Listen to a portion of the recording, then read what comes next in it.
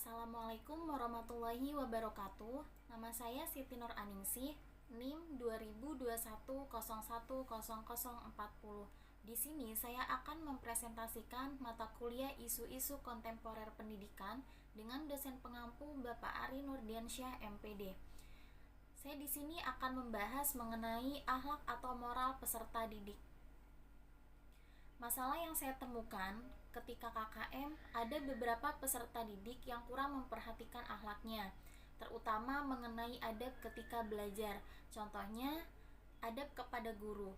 Mereka tidak memperhatikan gurunya saat menjelaskan. Mereka ketika belajar tiduran.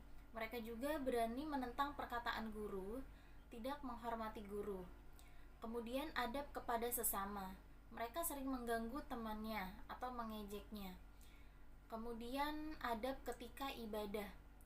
Mereka mengobrol saat berzikir. Mereka tidak membaca doa istighfar ketika selesai sholat. Mereka ketika melaksanakan sholat sering mengobrol sehingga sholatnya tidak khusyuk. Kemudian kedisiplinan. Mereka sering bolos, baik itu tidak masuk kelas atau sengaja datang terlambat. Jadi mereka itu menyepelekan kehadirannya. Untuk memecahkan masalah pelanggaran adab di sekolah secara sistematis, kita dapat menggunakan beberapa teori atau metodologi yang sudah dikenal dalam dunia pendidikan dan manajemen perilaku. Berikut beberapa teori dan pendekatan yang relevan. Pertama, teori penguatan. Untuk pendekatannya, menggunakan penguatan positif dan negatif untuk membentuk perilaku yang diinginkan. Solusinya, penguatan positif, berikan penghargaan atau pujian kepada siswa yang berperilaku baik, seperti penghargaan untuk siswa yang datang tepat waktu atau berperilaku sopan. Kemudian penguatan negatifnya, terapkan konsekuensi atau hukuman ringan untuk perilaku yang tidak sesuai, seperti memberi tugas tambahan bagi siswa yang membuang sampah sembarangan, yang menyontek, bahkan yang tidak sopan kepada gurunya. Untuk contoh penerapannya, siswa yang berperilaku baik selama sepekan bisa diberi poin yang dikumpulkan untuk mendapatkan penghargaan. Yang kedua, teori disiplin positif. Pendekatannya membangun hubungan yang saling menghargai antara guru dan siswa serta menciptakan aturan yang disepakati bersama. Solusinya, terapkan aturan kelas yang melibatkan siswa dalam pembuatannya sehingga mereka merasa memiliki tanggung jawab untuk mematuhinya. Kemudian gunakan pendekatan dialogis, di mana ketika siswa melanggar, guru tidak langsung menghukum, tetapi mengajak siswa berdiskusi tentang kesalahannya dan cara memperbaikinya. Contoh penerapannya, saat siswa tidak menghormati guru, mereka diajak berdiskusi tentang pentingnya menghormati orang lain dan diberikan kesempatan untuk memperbaiki kesalahannya. Selanjutnya yang ketiga, teori kebutuhan dasar. Pendekatannya memahami bahwa siswa berperilaku buruk bisa jadi karena kebutuhan dasarnya, seperti rasa aman, penghargaan, dan rasa memiliki tidak terpenuhi.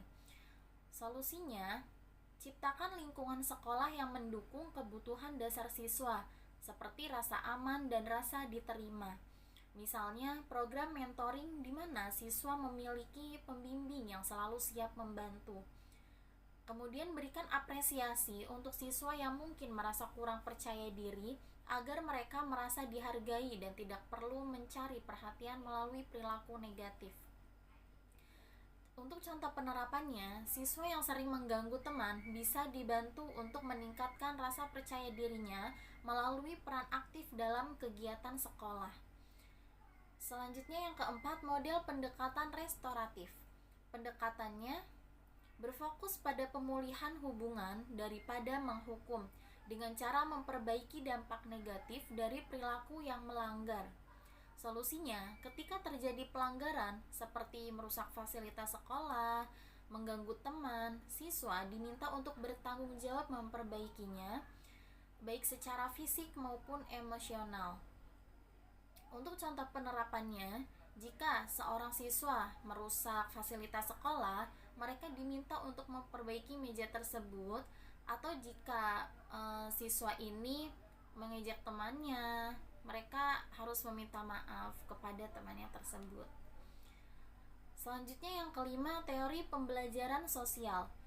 Pendekatannya, perilaku siswa dibentuk melalui pengamatan dan meniru perilaku orang lain. Nah, solusinya, guru harus menjadi teladan yang baik dengan menunjukkan perilaku positif yang ingin ditanamkan, seperti selalu datang tepat waktu, jujur, dan sopan. Kemudian, ajak siswa untuk terlibat dalam kegiatan kelompok, di mana mereka bisa mengamati dan meniru perilaku positif teman-teman yang berprestasi atau berakhlak baik. Untuk contoh penerapannya, guru yang selalu memberi contoh dalam menjaga kebersihan akan mempengaruhi siswa untuk tidak membuang sampah sembarangan. Begitu juga guru yang berlaku sopan itu pasti akan ditiru oleh siswa. Kemudian yang keenam itu metodologi manajemen kelas. Pendekatannya mengelola kelas secara efektif dengan aturan yang jelas, struktur yang konsisten, dan komunikasi terbuka antara guru dan siswa. Solusinya, buat aturan yang jelas sejak awal tahun ajaran dan didiskusikan dengan siswa, tindak tegas namun adil pada setiap pelanggaran yang terjadi. Kemudian beri rutinitas yang membuat siswa terbiasa berperilaku positif, seperti mengucapkan salam setiap pagi, membersihkan kelas bersama-sama, dan mendisiplinkan waktu. Contoh penerapannya, jadwalkan waktu khusus untuk kegiatan refleksi mingguan, di mana siswa dan guru mengevaluasi perilaku mereka selama seminggu terakhir. Selanjutnya yang ketujuh yaitu teori motivasi. Untuk pendekatannya menggunakan motivasi intrinsik siswa untuk mendorong perilaku positif. Solusinya, beri siswa kebebasan untuk bertanggung jawab atas pilihannya, misalnya dalam memilih konsekuensi untuk pelanggaran ringan.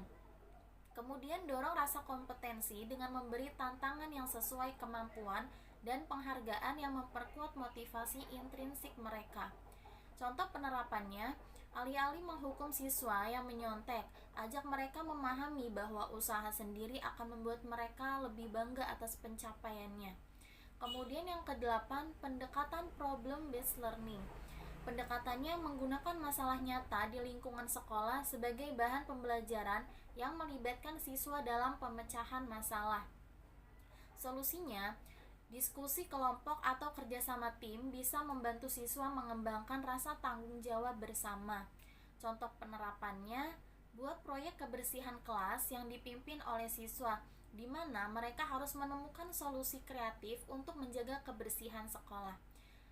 Kesimpulannya, dari beberapa macam masalah di atas dapat disimpulkan bahwa dengan menerapkan teori dan metodologi yang baik, sekolah dapat menciptakan lingkungan yang lebih kondusif, mendorong perubahan perilaku siswa, dan meningkatkan kualitas pendidikan secara keseluruhan. Baik, mungkin hanya itu yang dapat saya sampaikan, kurang lebihnya mohon maaf.